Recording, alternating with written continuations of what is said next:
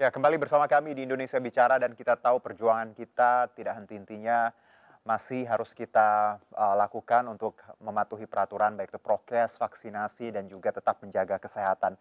Dan di minggu pertama setelah PPKM darurat ini digaungkan dan diumumkan seperti itu, angka memang masih cukup tinggi dan beberapa wilayah masih sangat rentan untuk terpapar banyaknya orang yang terpapar COVID. Dan di segmen awal tadi saya sudah melihat update bagaimana Wisma Atlet. Di segmen ini saya akan berbincang dengan Komisi 9 dari DPR RI. Ada Ibu Kurniasi Mufidayati. Assalamualaikum Ibu. Waalaikumsalam Ya, warahmatullahi wabarakatuh. Salam salam sehat. sehat Ibu. Sebelumnya terima kasih Ibu sudah meluangkan waktunya. Kita mau ngobrol sedikit Bu.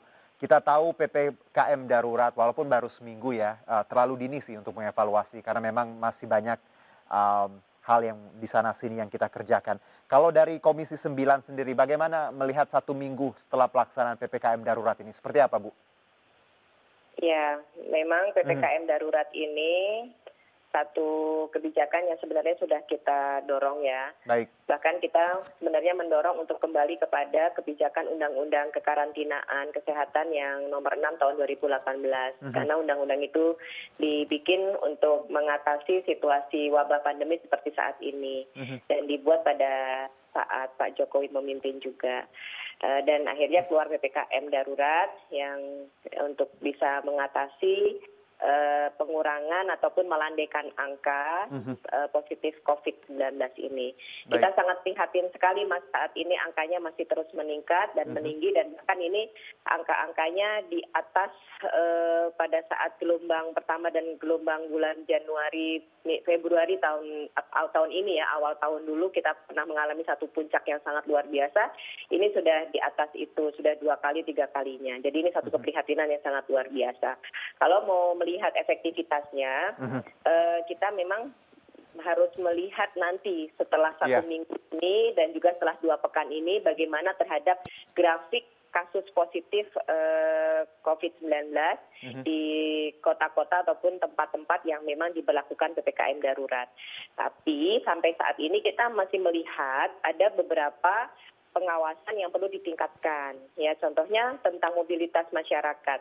Hari pertama di hari Senin itu terjadi kemacetan yang sangat luar biasa di banyak jalur ya. Kebetulan Komisi 9 hari Senin itu ada rapat dengan Kemenkes, dengan Satgas, dan dengan beberapa stakeholder yang terkait dengan penanganan pandemi.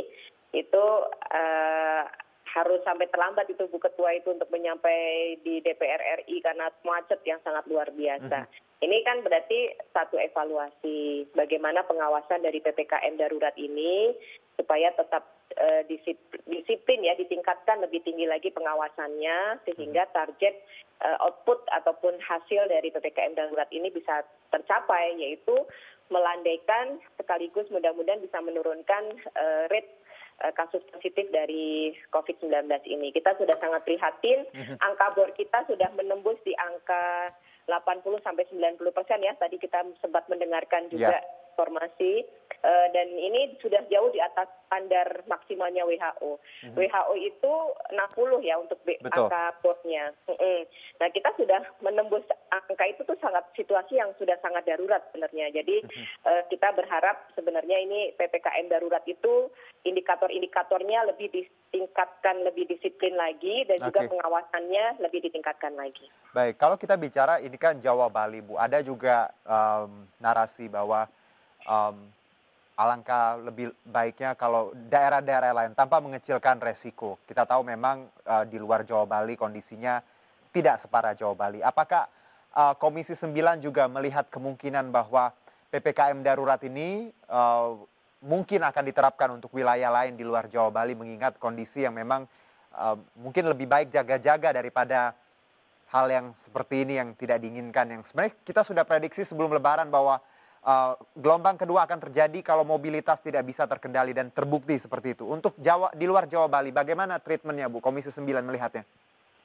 Iya, sebenarnya yang saat ini sedang terjadi kan penyebabnya adalah masuknya varian Delta ke Betul. Indonesia. Itu Aha. sudah terkonfirmasi dari sejumlah kajian ya, sudah terbukti lah bahwa memang betul varian Delta sudah masuk dan inilah yang mengakibatkan angka bor kita meningkat, pasien kita meningkat dan korban semakin banyak. Bahkan angka meninggal juga semakin meningkat.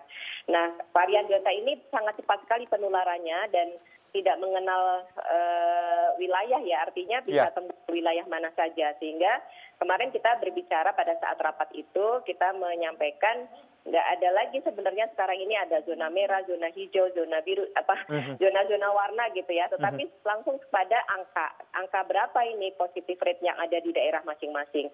Dan itu sangat tergantung dari 3T, Mas. Baik. Karena yang paling utama saat ini harus dilakukan adalah peningkatan 3T. Karena dengan testing, tracing ini kita akan bisa mengetahui angka real berapa sebenarnya rate positif rate-nya di masing-masing daerah. Dan daerah yang masih rendah ini harus dijaga. Harus protek supaya tidak semakin menambah, memperluas situasi yang lebih berat lagi. Baik. Kalau kita juga bicara 3T memang sangat penting bahwa tadi testing, tracing agar kita tahu realnya seperti apa angkanya.